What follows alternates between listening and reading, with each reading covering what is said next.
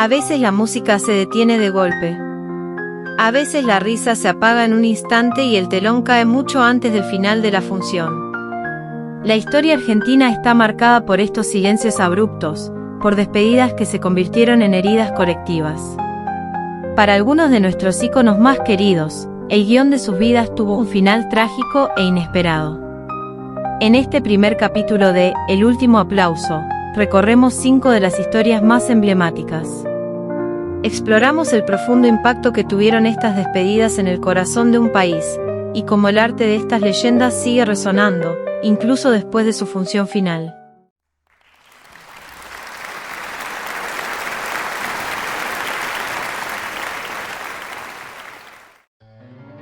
Todo mito necesita un origen.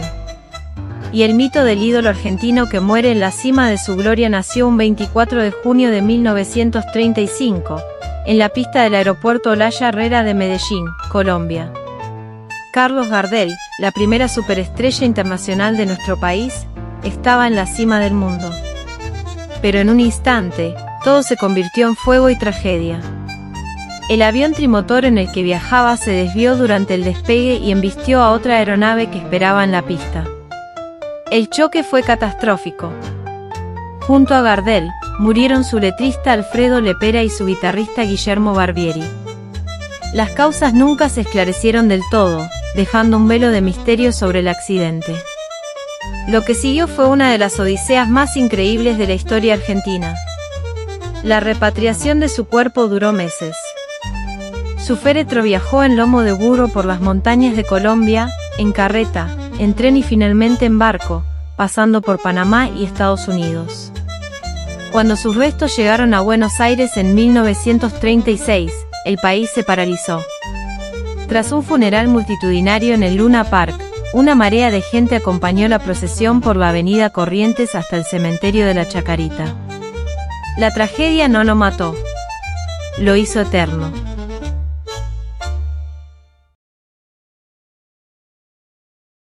Décadas más tarde, otro Carlos llevaría la gloria y la tragedia a un extremo aún más oscuro.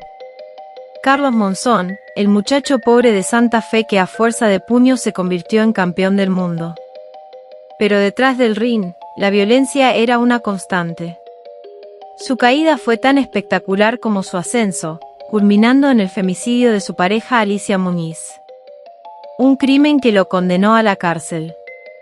La tragedia final llegó el 8 de enero de 1995. Monzón estaba en la última etapa de su condena y gozaba de salidas transitorias para enseñar boxeo, el mismo oficio que lo había llevado a la cima. Mientras regresaba a la cárcel esa tarde por la ruta provincial número 1 en Santa Fe, ocurrió lo inexplicable. A casi 140 km por hora, su auto mordió la banquina, voló por el aire y dio casi 7 tumbos, arrancando un árbol de cuajo.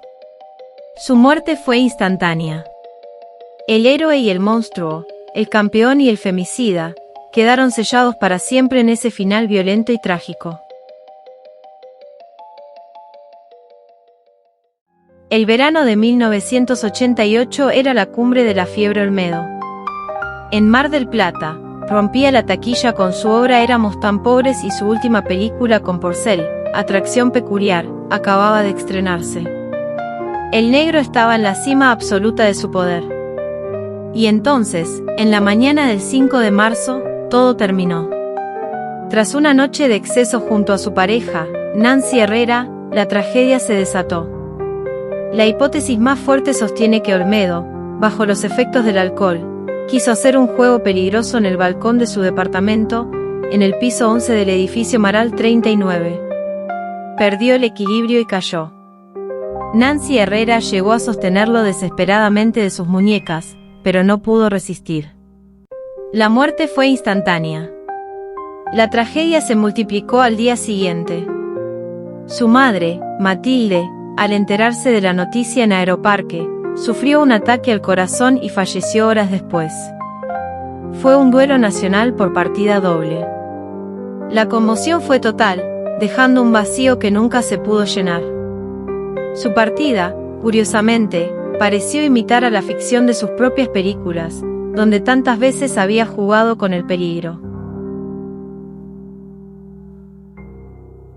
La década del 90 traería dos de los duelos más explosivos de la música popular. El primero llegó el 7 de septiembre de 1996. Gilda, la cantante que con su dulzura había renovado la movida tropical, se encontraba de gira en un autobús. En el vehículo viajaba su familia, su madre Isabel, su hija mayor Mariel y su hijo Fabricio. Mientras transitaban por el kilómetro 129 de la Ruta Nacional 12, en Entre Ríos, un camión los embistió. La tragedia fue devastadora. Gilda falleció en el acto, con apenas 34 años. Junto a ella, murieron también su madre y su hija Mariel, además de 3 de sus músicos y el chofer. Una pérdida familiar que atravesó 3 generaciones. Esa muerte tan cruel la sacó de los escenarios y la colocó directamente en los altares. Su público, conmovido por la tragedia, la convirtió en Santa Gilda. Una figura de devoción a la que se le atribuyen milagros hasta el día de hoy. Y la historia de los ídolos caídos se repetiría con una fuerza arrolladora en el nuevo milenio. La noche del 23 de junio del año 2000, Rodrigo Bueno, el Potro, era el hombre del momento. Después de grabar una participación memorable en La Biblia y El Calefón, fue a cenar al restaurante El Corralón. Allí se cruzó con Fernando Olmedo, el hijo del inolvidable Negro, y lo invitó a su show en La Plata. Tras un recital explosivo, Rodrigo se subió a su Ford Explorer para volver a Buenos Aires. En la madrugada del 24 de junio, en la autopista Buenos Aires-La Plata, cerca de Berazategui, su camioneta fue rozada por otro vehículo. Rodrigo perdió el control, chocó y al no llevar puesto el cinturón de seguridad, fue despedido del vehículo. Su muerte fue instantánea. Junto a él, en una cruel ironía del destino, también falleció Fernando Olmedo. El velatorio fue una demostración de su increíble popularidad, con la presencia de figuras como Diego Maradona y Susana Jiménez, inmortalizándolo como el eterno joven rebelde.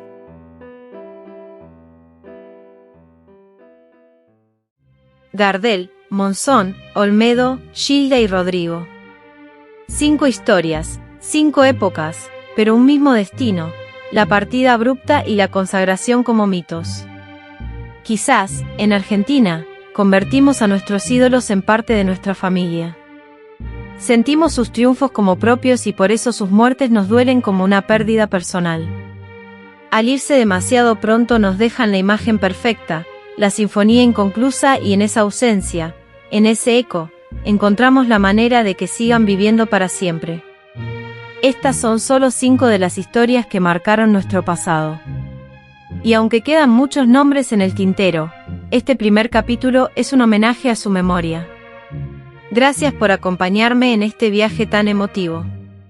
Nos vemos en el próximo Eco del Pasado.